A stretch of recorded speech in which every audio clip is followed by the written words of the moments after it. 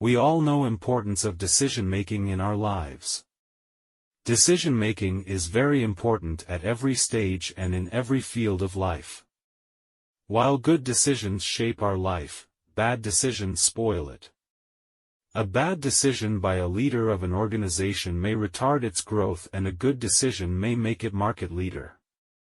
In your personal life, a good decision may land you a great career, good relationship, good experience, and so on. At the same time, a bad decision can spoil your relationships, career, mental peace, health, and so on. Decision-making refers to a person's ability to understand and make informed choices. You may be an expert but may lack good decision-making capacity. Or you may be an ordinary man and excel in decision-making. It can vary depending on the complexity of the decision, a person's cognitive abilities, and their mental or emotional state at a given time. Some decisions may require a higher level of capacity than others. Additionally, capacity assessments are typically context-specific. For example, a person may have the capacity to make decisions about their medical treatment but not have the capacity to manage their finances. Now let's see what are the key components of decision-making capacity.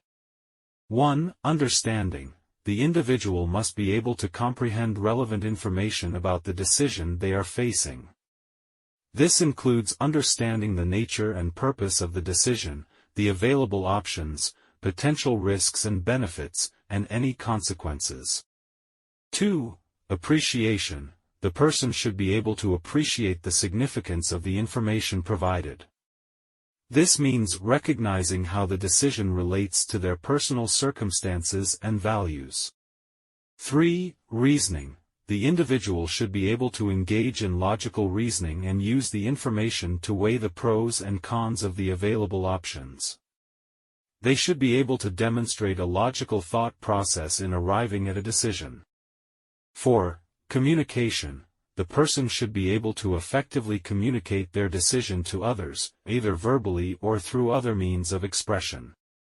Now let's see why it is challenging to make the right decision at the right time. Making the right decision at the right time can be challenging for several reasons, and these challenges can vary from person to person and situation to situation. Here are some common reasons why decision-making can be challenging. 1. Information overload. In today's information-rich world, we often have access to a vast amount of data and information. This can be overwhelming, making it hard to sift through and prioritize the most relevant information for a given decision. 2. Time pressure. Some decisions need to be made quickly, leaving little time for careful consideration. Time pressure can lead to impulsive decisions or a reliance on heuristics, mental shortcuts, rather than a thorough analysis. 3. Emotional influence. Emotions can cloud judgment and influence decision-making. Strong emotions like fear, anger, or stress can lead to impulsive or irrational choices, while overly positive emotions can lead to overly optimistic decisions. 4. Cognitive biases. Our brains are prone to various cognitive biases, which are systematic patterns of deviation from rationality. These biases can lead to errors in judgment and decision-making. Examples include confirmation bias, favoring information that confirms our pre-existing beliefs, and anchoring bias, relying too heavily on the first piece of information encountered. 5. Lack of experience. Inexperienced decision-makers may struggle to assess the potential outcomes of a decision accurately. Experience often plays a significant role in making better decisions over time. 6. Complexity. Some decisions are inherently complex, involving numerous variables and uncertainties. Decisions in fields like finance, healthcare, or engineering often require specialized knowledge and tools to make informed choices. 7. Conflict of interests. When there are conflicting interests involved in a decision, it can be challenging to balance those interests fairly and make the right choice. This is common in business, politics, and personal relationships. 8. Risk aversion. People often have different levels of risk tolerance.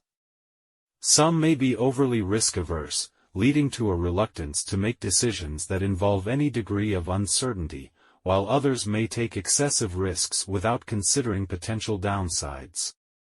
9. Pressure to conform. Social pressure and the desire to fit in or gain approval from others can influence decision-making. This can lead to decisions that align with the group rather than what is truly best for the individual. 10. Self-doubt. Lack of confidence in one's decision-making abilities can lead to hesitation and indecision. This can be especially problematic in leadership roles. 11. Lack of information. In some cases, making the right decision is difficult because there is simply not enough information available to make an informed choice. This is common in situations involving uncertain or emerging risks. Let's see how we can develop decision-making skills. Developing decision-making skills is a valuable and lifelong endeavor. Whether you're aiming to make better personal, professional, or strategic decisions, here are some steps and strategies to help you enhance your decision-making skills.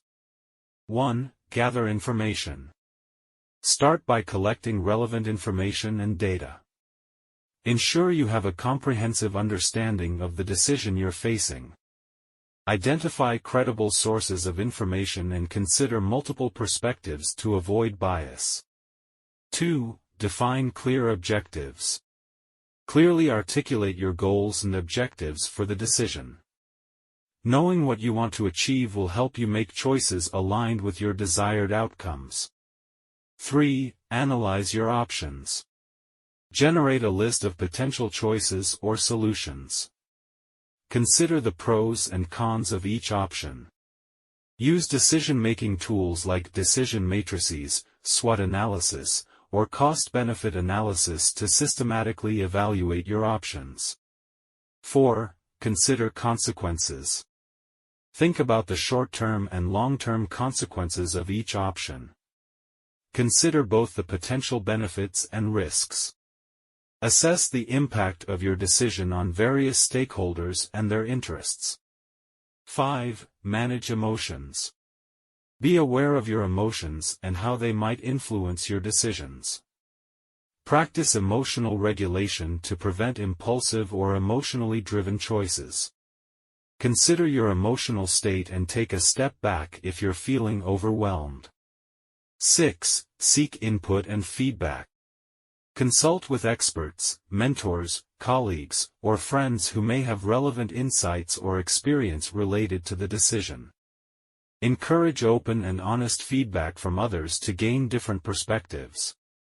7. Use decision-making frameworks.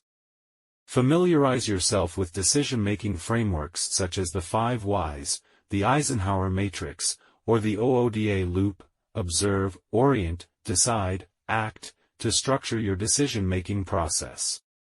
8. Learn from past decisions. Reflect on previous decisions you've made, both successful and unsuccessful. Analyze what went well and what could have been done differently. Continuously learn from your experiences to improve future decisions. 9. Practice critical thinking. Develop your critical thinking skills, which involve the ability to analyze, evaluate, and synthesize information. Challenge assumptions and biases in your thinking. 10. Consider time frames. Determine whether your decision is time-sensitive or if you have the luxury of taking more time for careful consideration. Adjust your approach accordingly. 11. Stay informed.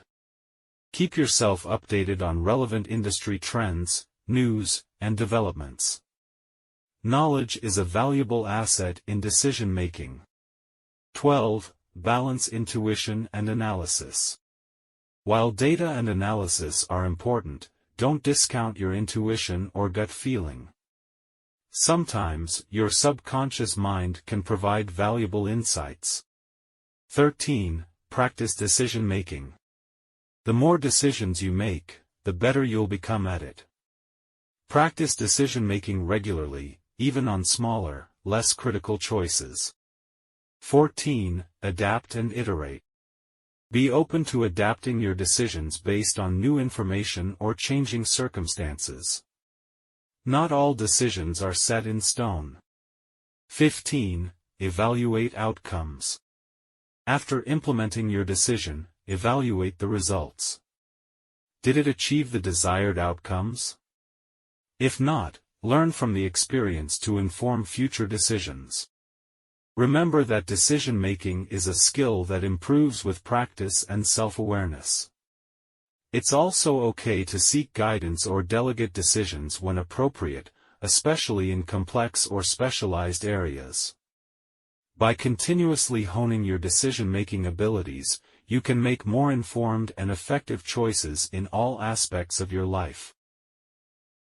Hope this video was informative. See you again in next video. Thank you.